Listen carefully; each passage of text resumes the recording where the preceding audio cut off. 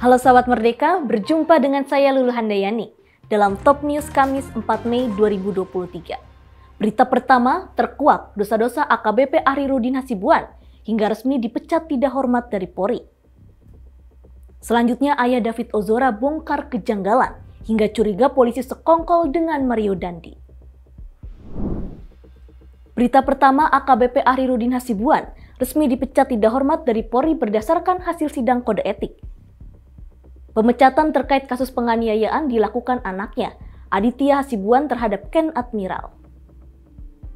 Dalam 5 tahun belakangan ini, Ahrirudin tercatat melanggar disiplin Polri sebanyak 4 kali dan 1 pelanggaran kode etik. Pelanggaran disiplin tersebut dilakukan pada tahun 2017, 2018, dan Desember 2022. Pada tahun 2017, Ahrirudin melakukan penganiayaan pada korban yang bernama Najirman 64 tahun. Ia menendang tukang parkir hingga tersungkur. Kasus tersebut kemudian dilaporkan ke Propam Polda Sumatera Utara. Rupanya Ahrirudin juga pernah dicopot dari jabatannya, Kasat Narkoba Polres Deli Serdang pada Oktober 2014 silam.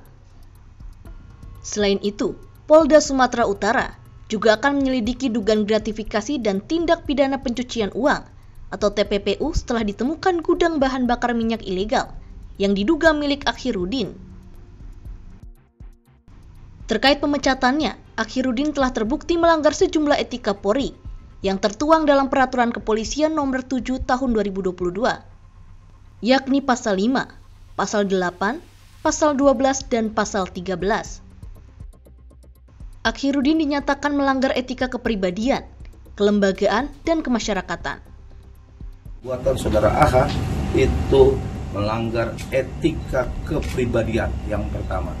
Yang kedua melanggar etika kelembagaan dan etika kemasyarakatan.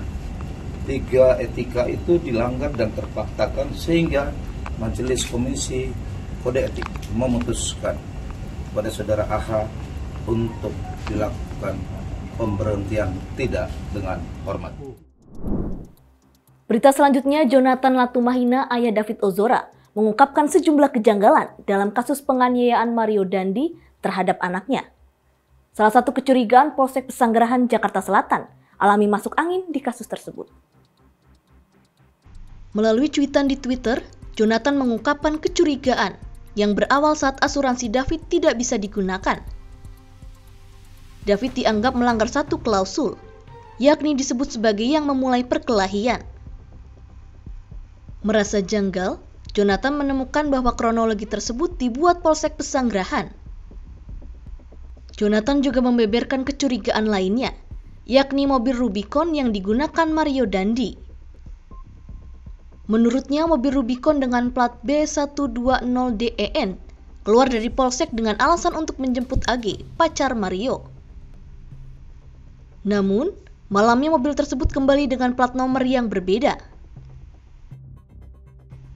Tidak hanya sampai di situ, Jonathan menyebut Mario Dandi, Shane Lucas, dan AG seolah menganggap Polsek Pesanggerahan hanya tempat nongkrong sementara.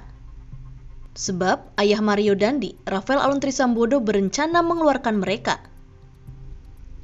Atas cuitan ini, Jonathan juga memberikan ruang polisi untuk menyanggah pernyataannya.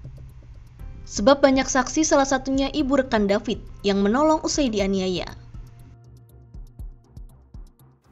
Demikian informasi kali ini bersama saya, Lulu Handayani. Simak berita lainnya hanya di merdeka.com.